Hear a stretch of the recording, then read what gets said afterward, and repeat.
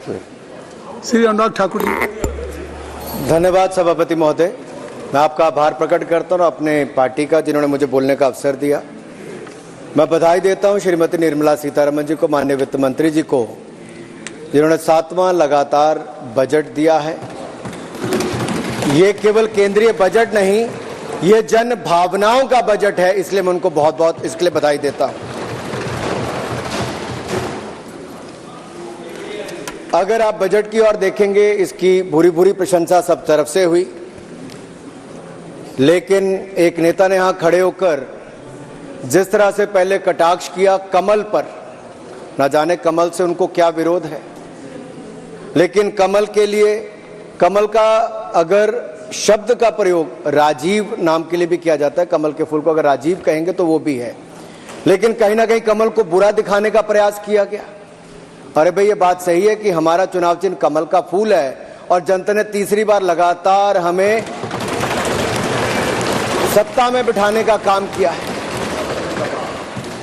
लेकिन केवल ये कमल का फूल नहीं, इन्होंने अपमानित कुछ और करने का काम भी किया। मैं उसका थोड़ा उल्लेख यहां पर जरूर करना चाहता हूं।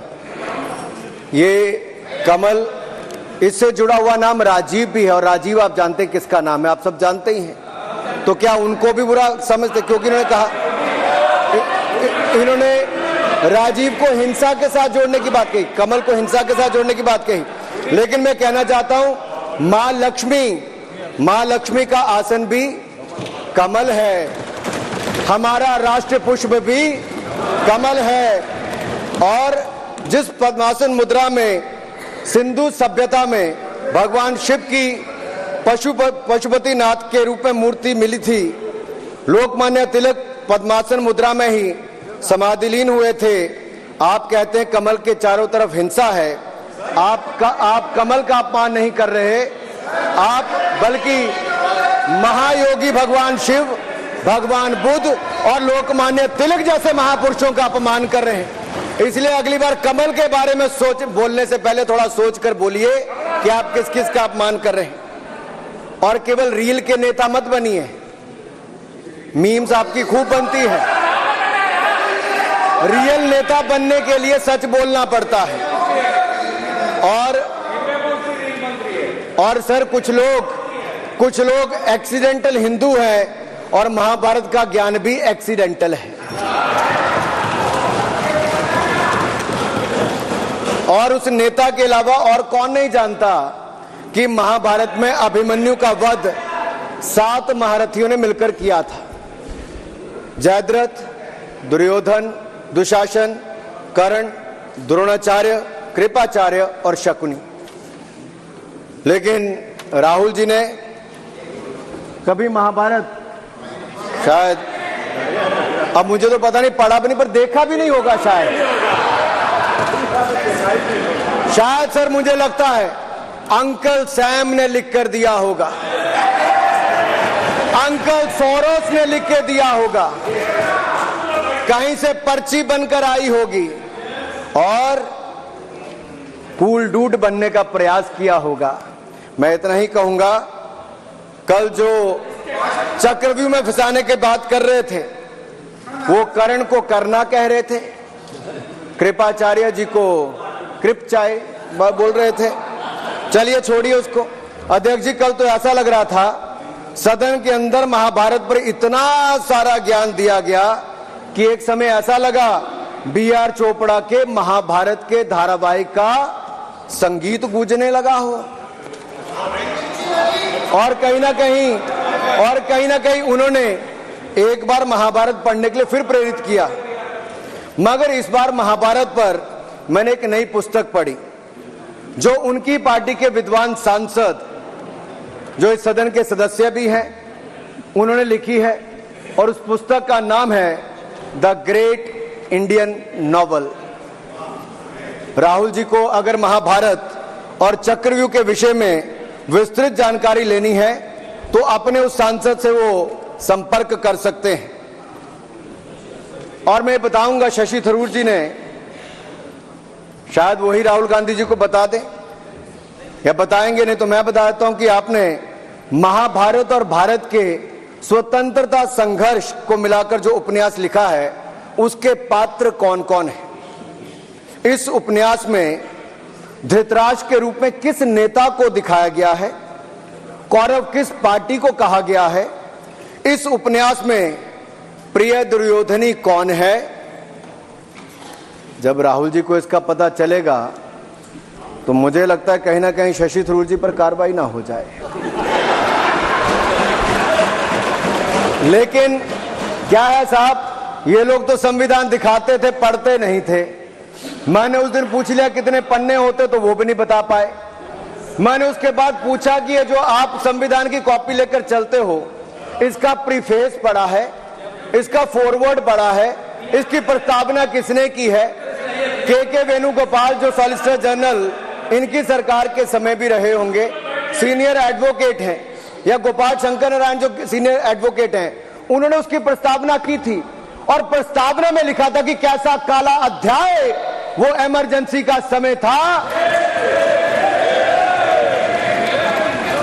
और ये संविधान जो डॉक्टर BR अंबेडकर जी ने दिया, अगर ये नहीं दिया होता तो आम जनमानस को अपने अधिकारों का पता भी नहीं लगता। लेकिन इन्होंने तो उसको पढ़ा ही नहीं था, लेकिन केवल कॉपी दिखा रहे थे इतने दिनों से साहब। ऐसे ही महाभारत पर भी ऐसी हालत लग रही है। और मुझे लगता है, और नहीं तो गूगल दादा तो थे, इनसे पूछ लेते। आप क्या करते हो साहब, साथ में कुछ बताया करो।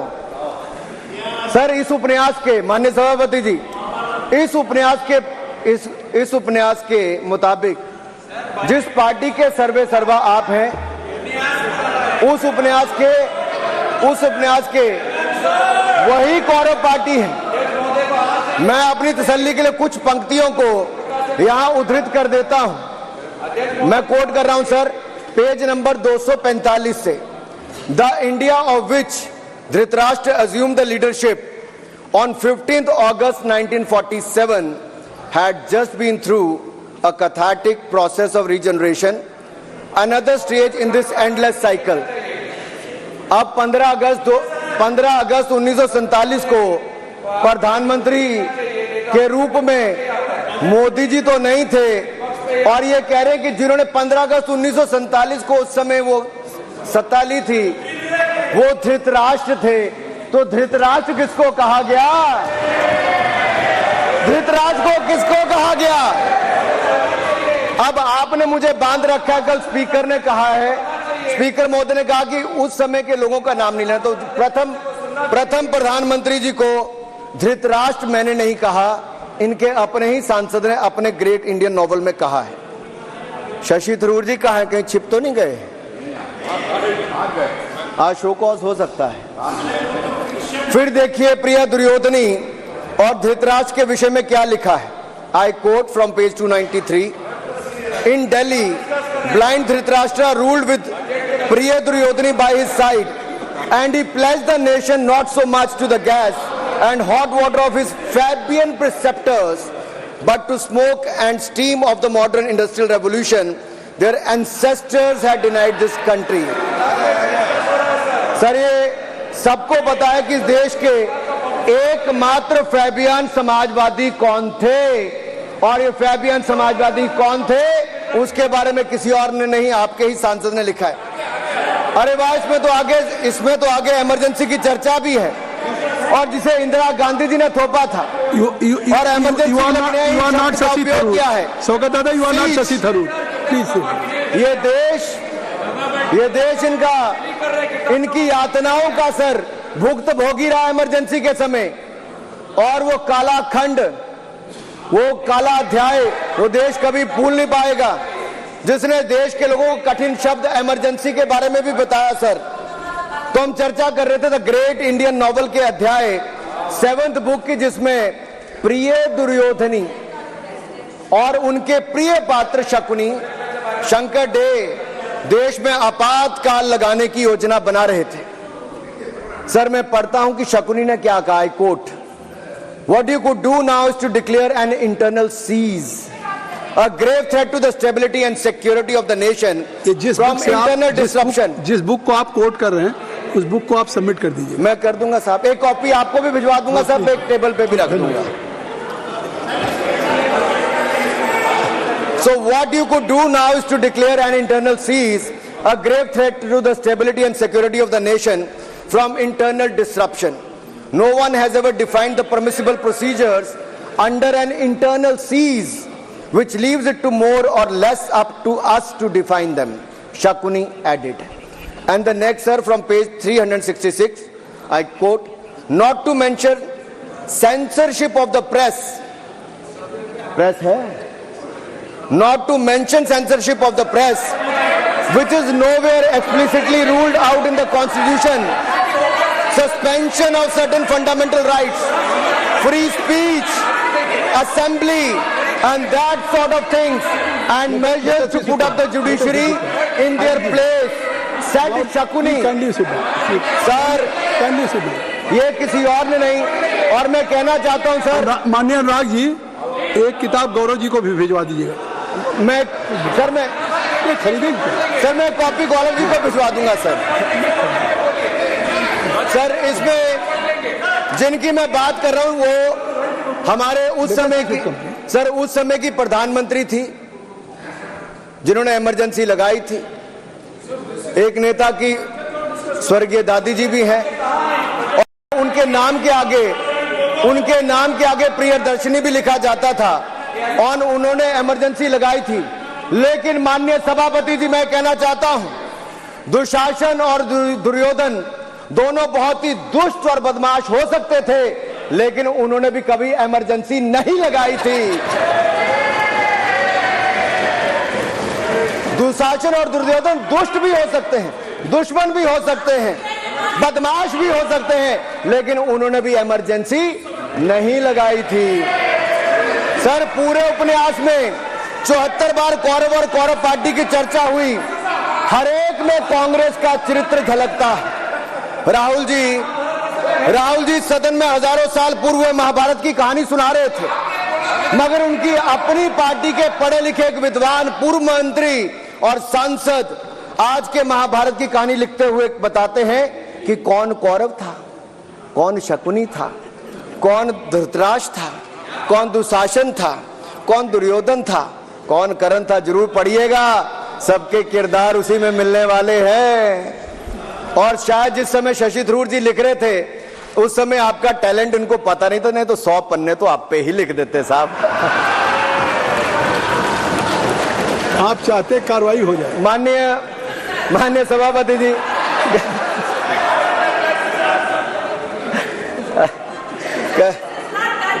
कल जब राहुल गांधी जी चक्रव्यूह पर बहुत ज्ञान दे रहे थे, तो पीछे दो लोग, कुमारी शैलजा जी और दीपेंद्र जी, बैठकर मुस्कुरा रहे थे। अब शायद राहुल जी वो पीछे हंस तो रहे थे, लेकिन आप एक बात जरूर कर लीजिए,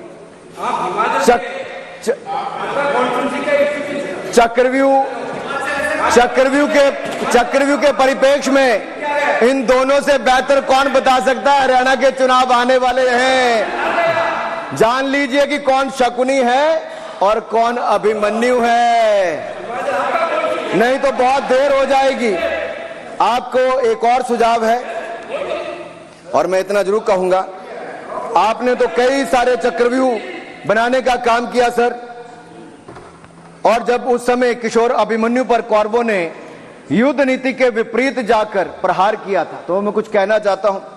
इतने में पुत्र दुशासन ने पीछे सा था वार किया, निष्प्राण हुए एक गदा से सिर पर था प्रहार किया। मां धरती की गोद में वह आंख मूंद कर सो गया, अंबर का तेजस्वी तारा धूमकेतु सा खो गया। लेकिन कोई तारे का तेज फीका नहीं कर सकता, वीर गति पाकर अमर हुआ हो कभी नहीं मर सकता है। पुत्र सुभद्रा कुरुक्षेत्र में जिसकी अमर कहानी थी, 9 माह में सीखी विद्या जब 16 साल जवानी थी। अब उस अभिमन्यु को, जिसने सारे चक्रव्यूह को तोड़ने का काम किया, मैं इतना ही कहूंगा, चक्रव्यूह का प्रसंग छेड़कर आपने अच्छा किया। इस देश में बहुत सारे चक्रव्यूह देखे, कांग्रेस का चक्रव्यूह सर, इसके 7 किरदार मैं बताता हूं सर। पहला कांग्रेस, दूसरा पंडित नेहरू, सर नाम लेने के लिए मना किया, मैं दूसरी तरह से बोलता हूं। पहला कांग्रेस, दूसरे पहले प्रधानमंत्री एनजी, फिर तीसरा किरदार आईजी पूर्व प्रधानमंत्री, चौथा RG1 उस समय के प्रधानमंत्री, पांचवा SG, छठवां RG2 और सातवां आप सब जानते ही हैं। आप समझदार हैं, समझ गए होंगे। सर पहले चक्रव्यूह ने देश को विभाजन कराया, पहले चक्रव्यूह ने देश का विभाजन कराया, और दूसरे जो एनजी उन्होंने देश को कश्मीर की समस्या दी और चीनियों को भारत की भूमि सौगात में दी, चीनियों को भारत भूमि सौगात में दी। सर तीसरे चक्रव्यूह आईजी ने, पूर्व प्रधानमंत्री आईजी ने देश को आपातकाल दी, इमरजेंसी दी और पंजाब अशांति दी, पंजाब में अशांति दी। चौथे जो RG1 है, RG1 ने बोफोर किया और सिखों का निस्सहार किया। पांचवें जो ऐसी हैं, उन्होंने सनातन धर्म परंपरा के प्रति नफरत का नैरेटिव बनाया, 12 लाख के करोड़ के घोटालों को संरक्षण प्रदान किया, देश की आर्थिक अर्थव्यवस्था को भंवर जाल में फंसाया। और छठे ठहरे आप, जिन्होंने पिछले 15 सालों में देश की राजनीति, संसदीय परंपरा और संस्कृति को इतना नुकसान पहुंचाया जितने कि ये बाकी 6 मिलकर चक्रव्यूह एक साथ मिलकर भी नहीं कर पाए। और रही 7वीं, उनका मैं नाम नहीं लूंगा, मैं इतना ही कहूंगा सभापति जी, 7 चक्रव्यूह ने मिलकर देश को गरीबी, भूखमरी, आतंकवाद, कट्टरवाद जैसे अनगिनत दुष्चक्रों में फंसा दिया था। देश को हमने इन आपके दुष्चक्रों से बचाया है, आजाद कराया और माननीय प्रधानमंत्री मोदी जी के नेतृत्व में विकास रथ को आगे बढ़ाया। आज दुनिया में भारत को 5वीं बड़ी अर्थव्यवस्था बनाया। आप जिस अभिमन्यु को घेरने की कोशिश पिछले 22 सालों से कर रहे हैं, गुजरात से लेकर दिल्ली तक, आपके योद्धा और आपकी सरकारें निपट गई, लेकिन आप उनको घेर पाए क्योंकि वो जनता के दिलों में बसे हैं। आज यहाँ 293 अभिमन्यु बैठे हैं, भले ही आपके पास करण जैसे धुरंधर हो, शकुनी जैसे कुटिल रणनीतिकार हो, धर्म हमारे साथ है, धर्म हमारे साथ है। भले ही आपके पास नारायणी सेना हो, लेकिन स्वयं भगवान कृष्ण हमारे साथ है, स्वयं भगवान कृष्ण हमारे साथ है। हमारे साथ श्री रघुनाथ तो किस बात की चिंता शरण में दिखाया। माननीय सभापति जी, हमारे साथ श्री रघुनाथ तो किस बात की चिंता शरण में रख दिया जब मात, तो किस बात की चिंता, हमारे साथ तो जनता रूपी रघुनाथ है और आगे भी रहने वाला है। आप देखिए, ये कल से हलवा बांटने की बात कर रहे थे। अध्यक्ष महोदय, झूठ के पैर नहीं होते, ये झूठ अक्सर कांग्रेसियों के कंधे पर सवार होकर सैर करते हैं, जैसे मदारी के कंधे। सर इसको देखिए, माननीय सभापति जी, झूठ शब्द के बजाय आप असत्य कहें। झूठ असंसदीय है, उसको हम कार्रवाई का हिस्सा नहीं मानेंगे। असत्य कहें।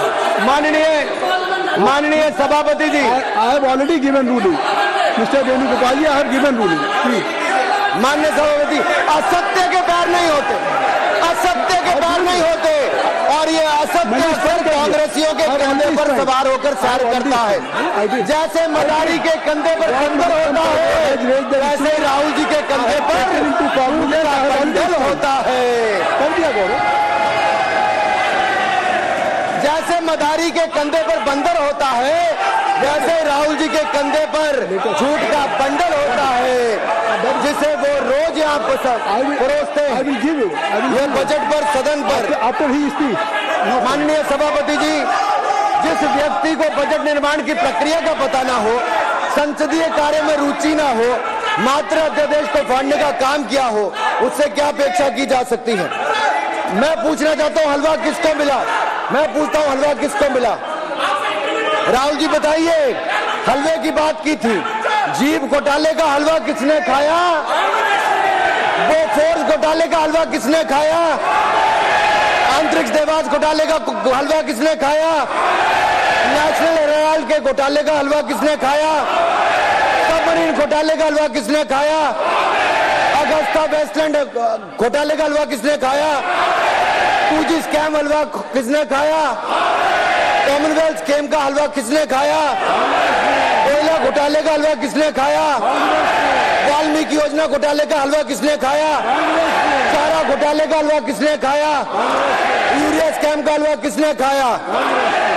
राहुल जी, हलवा मीठा था या फीका? माननीय सभापति जी, कुछ लोग ओबीसी की बात करते हैं। मैं ये कहता हूं, इनके लिए ओबीसी है। गौरव सुनिए, गौरव बड़ा इंपॉर्टेंट है। आप kindly address to the chair. माननीय सर, इनके लिए ओबीसी का मतलब है only for brother in law commission, only for brother in law commission. और only for brother in law commission के लिए काम करने वाली पार्टी अदर बैकवर्ड कास्ट की बात करती है तो आर्मी को भी पंखे के साथ लटकर आत्महत्या कर लेनी चाहिए। मतलब जिस पार्टी ने अपने पार्टी के अध्यक्ष जो एक पिछड़े वंचित समाज से आते थे, उनको धोती से खींचकर पार्टी से बाहर निकाल दिया हो,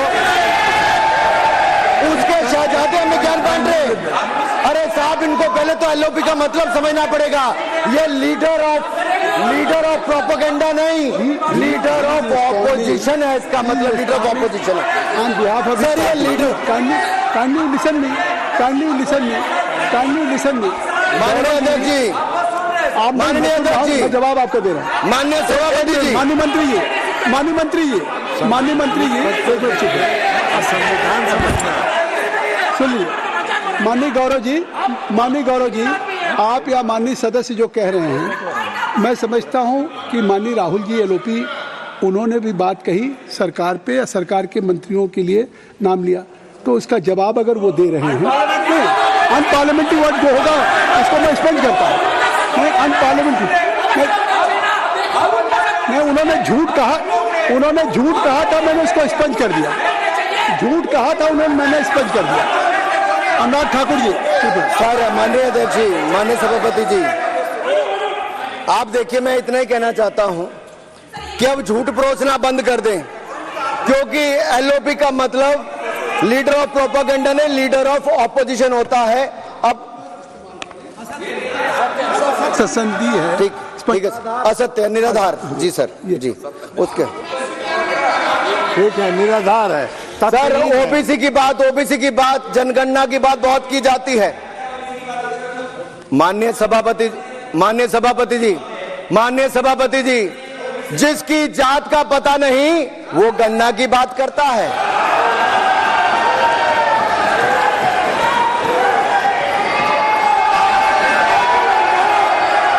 जिसकी जात का पता नहीं वो गणना की बात करता है।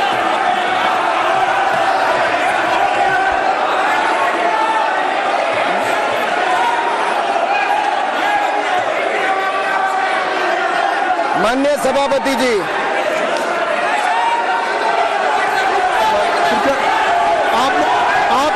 आपने जो आप बैठ जाए। माननीय अखिलेश जी, आपने जो बात उठाई है मैं उसको दिखवा लूंगा। मैं आपकी बात को ले रहा हूँ। उन्होंने जो बात कही है, आप जो विरोध कर रहे हैं, मैं उसको दिखवा लूंगा। आपने जो बात कही उसको मैं दिखा दूँ। अनुराग जी, माननीय सभापति जी, कृपया आप लोग बैठ जाए। आप बैठ जाए। अच्छा, आप बैठ जाए। आप बैठ जाए। ठीक है, गौरव जी,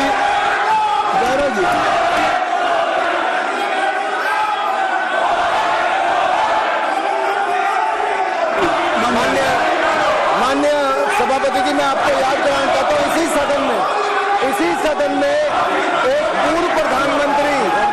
पूर्व प्रधानमंत्री जी ने RG1 ने ओबीसी को आरक्षण देने का विरोध किया था।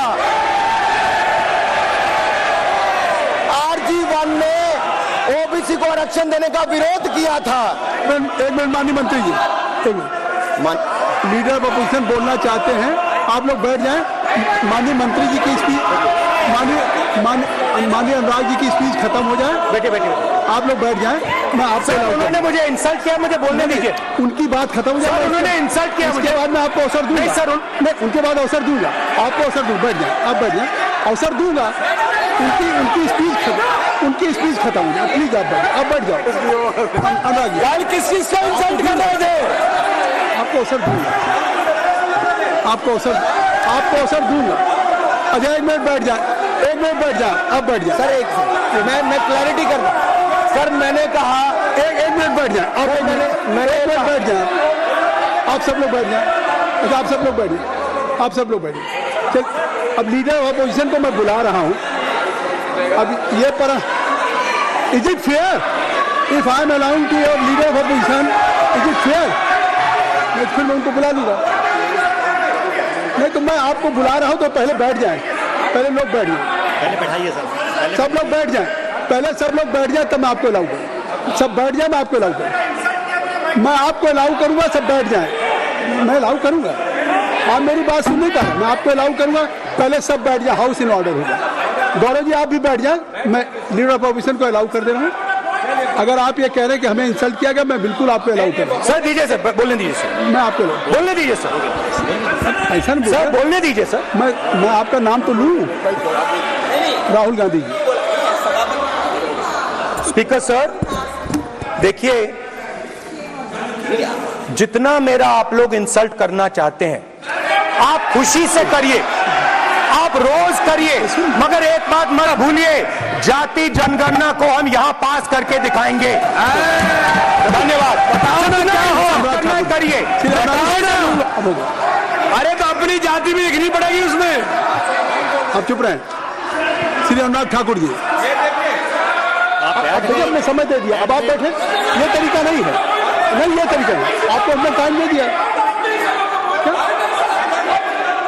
आप बैठ चुके हैं, आप बैठ चुके हैं। नहीं, आप बैठ चुके। श्री अनुराग ठाकुर जी, सर मुझे लगता था कि इनको भाषण देने से पहले पर्ची आती होगी। हमने आपको, लेकिन हर बार इंटरवेंशन के लिए पर्ची आती है अपने बलबूते पर। सर उधार की बुद्धि से राजनीति नहीं चलती है, उधार की बुद्धि से राजनीति नहीं चलती है। यहाँ पर्ची लेने से काम नहीं चलता है। आप बोल के हटते, फिर पर्ची आती, फिर बोलते हो, ऐसे कैसे चलता है? माननीय अध्यक्ष जी, माननीय सभापति जी, एक minute. I am not yielding sir, I am not yielding sir. बिठा के आपको बिठाया, बुलाया, अब मैं नहीं करूंगा। मैंने आपको अनुराग ठाकुर जी को बिठा के आपको मैंने समय दिया, तो अब अनुराग ठाकुर जी बोलेंगे। सर मैं इतना ही कहूंगा, उधार की बुद्धि से राजनीति नहीं चलती है। आजकल कुछ लोगों पर जातिगत जनगणना का भूत सवार है सर। लेकिन मैं इतना कहूंगा सर, मैंने क्या कहा था? सर सर सर सर माननीय सभापति जी, मैं गंभीर बात कर रहा हूं, ये नहीं सुन रहे। मैंने कहा था जिस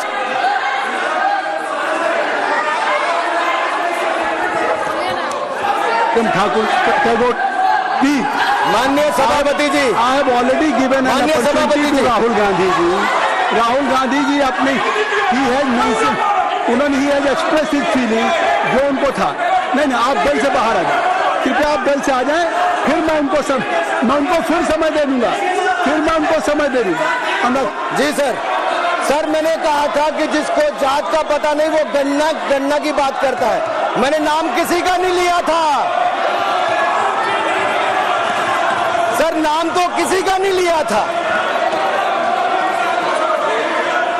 नाम किसी का नहीं लिया था, लेकिन जवाब देने कौन खड़े हो गए? सर मैं कहना चाहता हूं माननीय सभापति जी, अगर आप देखेंगे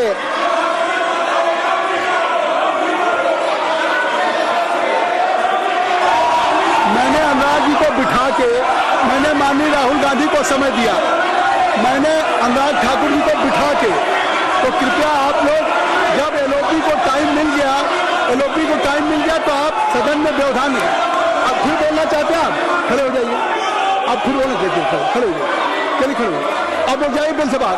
एलओपी प्लीज एलओपी हाँ गिविंग तो बिल से तो जाइए सर स्पीकर सर अगर मैं आपके एलओपी को टाइम दे रहा हूं तो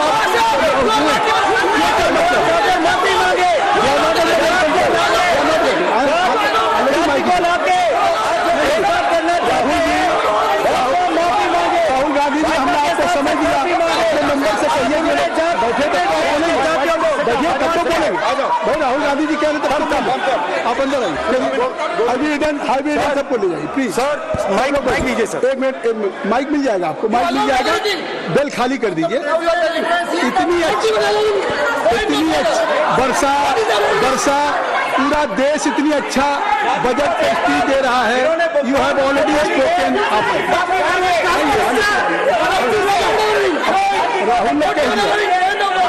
राहुल ने कह दिया अभी हम अब आप अपने लीडर का सम्मान करें। हमने आपके लीडर को दूसरी बार फिर बुला रहा हूं, आप अपने लीडर का सम्मान करें। हाउस के एलओपी हैं और अगर मैं उनको दूसरी बार बुला रहा हूं, उनको बिठा दिया माननीय सदस्य को, तो कृपया आप लोग तो कम से कम इस बात को महसूस करें।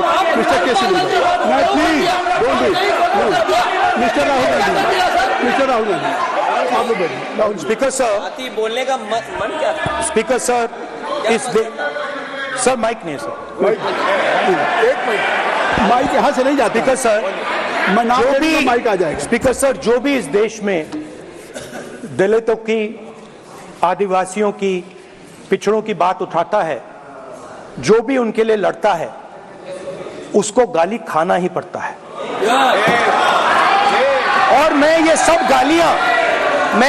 गालियां खुशी से खाऊंगा, क्योंकि महाभारत की बात हुई तो महाभारत में अर्जुन को सिर्फ मच्छी की आंख दिख रही थी, उसी प्रकार मुझे सिर्फ मच्छी की आंख दिख रही है।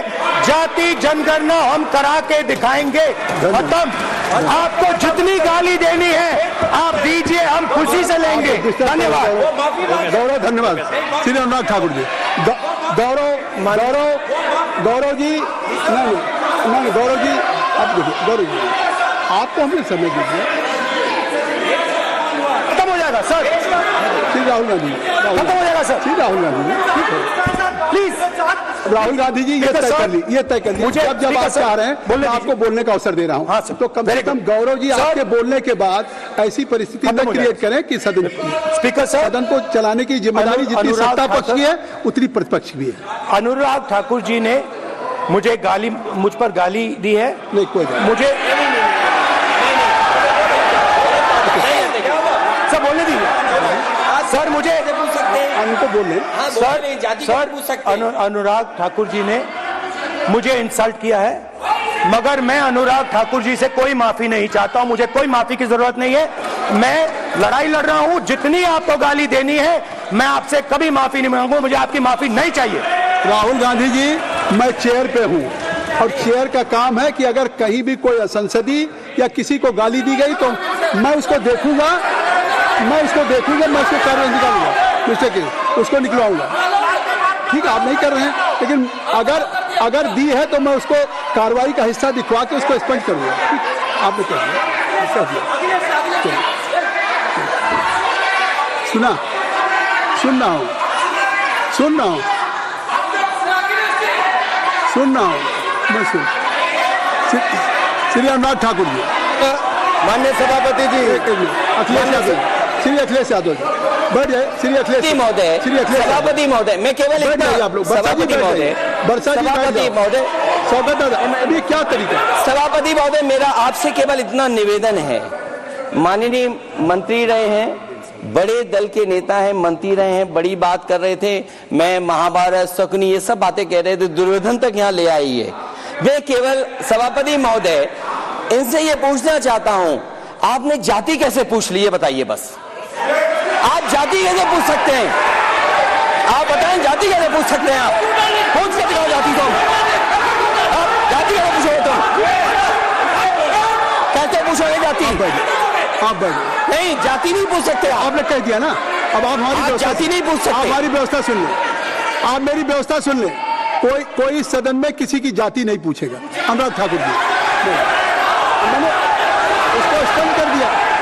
नहीं, श्री अनुराग ठाकुर माननीय सभापति जी, बात है। माननीय सभापति जी, उस समय के प्रधानमंत्री स्वर्गीय आरजी वान जी ने यही कहा था कि ओबीसी के आरक्षण का विरोध करता हूं। ये तो सदन में है। आरजी वान ने कहा था कि मैं ओबीसी को आरक्षण का विरोध करता हूं। अब ये तय करें कि वो सही थे या ये सही है, और आपकी पार्टी गलत थी कि आप गलत हैं, और वो पिछड़ा विरोधी थे कि आप पिछड़े के पक्ष में हो। और उस समय की पूर्व प्रधानमंत्री आईजी ने कहा था कि जात पर ना पात पर। अबे मैंने तो कहा नहीं सर, उस समय कहा गया था। और इसी तरह से ही कृपया अपना भाषण संक्षेप करें। मंडल आयोग की रिपोर्ट हो, काका कालेलकर की रिपोर्ट हो, इस पर कौन वर्षों तक बैठा रहा सर? जवाब देना होगा इनको, कौन देगा जवाब? अगर उस समय उसको लागू कर दिया होता तो आज ओबीसी के अधिकारी भी ज्यादा होते, बाकी भी होते। और यही नहीं सही, इन्होंने दलित के साथ, आदिवासी के साथ, ओबीसी के साथ विरोध किया। ओबीसी कमीशन को तो संवैधानिक दर्जा भी नहीं दिया। अगर संवैधानिक दर्जा दिया तो मोदी सरकार ने आकर दिया है माननीय अध्यक्ष जी। और मैं इस सदन के लिए पढ़ देता हूं सर।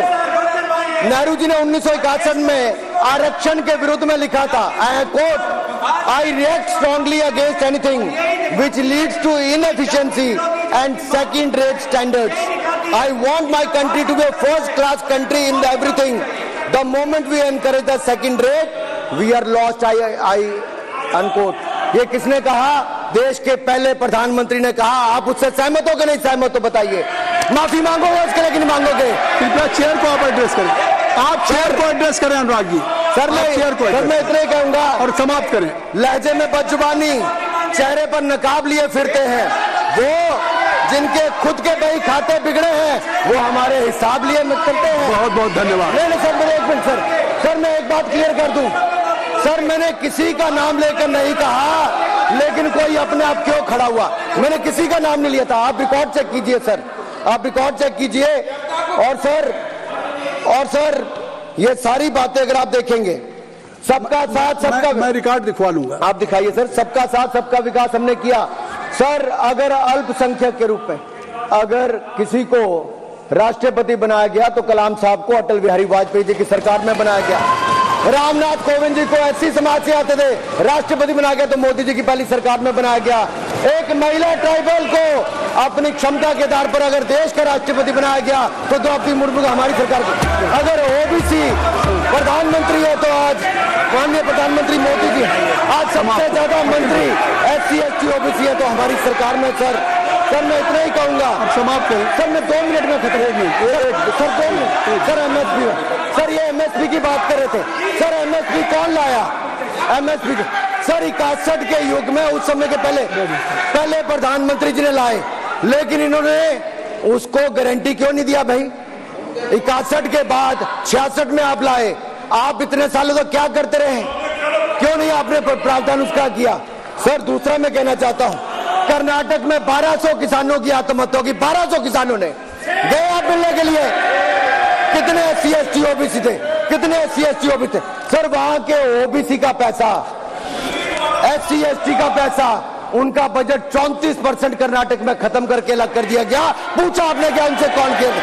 और सर यही नहीं, मैं पूछता हूं सर मैं पूछता हूं इनमें से सर। अब आप संक्षिप्त समाप्त करें। आप समाप्त सर एक मैं कहना चाहता हूं सर आप देखिए ओबीसी के लिए आज ओबीसी का कोटा खत्म करके अगर मुसलमान को आरक्षण देने की बात कोई करता है तो आपकी आंध्र कर्नाटक आपके कहने पर वो लोग करने की बात करते हैं। आप यहाँ पे ओबीसी की बात करते हो सर। माननीय सभापति जी, मैं एक बात और कहना चाहता हूँ यहाँ पर। एक बात सर, अग्निवीर की बात कही गई और अखिलेश यादव जी ने मेरा नाम लेके कहा। सर मैं हिमाचल प्रदेश से आता हूँ, बहुत छोटा राज्य, 70 लाख की आबादी है सर। देश में कारगिल के समय सबसे ज्यादा शहादत दी तो हिमाचल के वीर सपूतों ने दी। 4 परमवीर चक्र विजेता हुए, 2 हमारे यहाँ से हुए। वन रैंक वन पेंशन ये बात सदन में आ 40 साल चुकी। तक इन्होंने काफी दी। गौर आ चुकी सर है। अगर दी तो प्रधानमंत्री नरेंद्र धन्यवाद। मोदी जी ने बहुत आकर दी। बहुत धन्यवाद। और यही नहीं सर, अग्निवीर योजना में 100% एम्प्लॉयमेंट की गारंटी है और हमारी एंटरप्रेन्योर। सर एक बात अंत में लास्ट बात कह रहा हूँ सर, ये लास्ट है सर, मैं एक बात, ये आखिरी बात कह रहा हूँ सर। युवाओं के लिए बजट में बहुत कुछ है, नौकरी से लेके इंटर्नशिप से लेके बाकी सब। मैं निर्मला जी को और प्रधानमंत्री जी को बहुत बहुत उसके लिए बधाई देता हूं। सर स्पेस सेक्टर के लिए 1000 रुपये वेंचर कैपिटल फंड भी दिया गया। सर जिस देश में स्पेस के नाम पर शायद बहुत कम कुछ दिखता था, आज चंद्रयान मिशन की सफलता के कारण दुनिया का पहला देश भारत बना है। सर यही नहीं सर, इनके समय हेमराज का गला रेत कर ले गए थे, वापस में लाए थे, हमने सर्जिकल स्ट्राइक करके अपनी जगह को मजबूत किया। सर डॉक्टर प्रदीप, स्टार्टअप में सर हम नंबर डॉक्टर 1 बने। प्रदीप पाठक सर आखिरी लाइन है सर 30 सेकंड सर, आखिरी लाइन सर। ये कहते हैं देश में डर का माहौल, सर मैं इतने ही कहूंगा, डर का माहौल है अपराधियों में, डर का माहौल है भ्रष्टाचारियों में, डर का और भय का माहौल है देशद्रोहियों में, अधर्मियों में, कुकर्मियों में, और सबसे ज्यादा डर का माहौल है देश के दुश्मनों में सर, देश के दुश्मनों में। सर अंत में मैं इतना ही कहूंगा कि माननीय निर्मला जी ने 7वां बजट तो लाए, ये जन भावनाओं का बजट है जिसका पूरा सदन पूरी प्रशंसा करता है और इनको माननीय प्रधानमंत्री जी को बहुत बहुत बधाई। Doctor Pradeep Panigrahi, doctor Pradeep Panigrahi, doctor Pradeep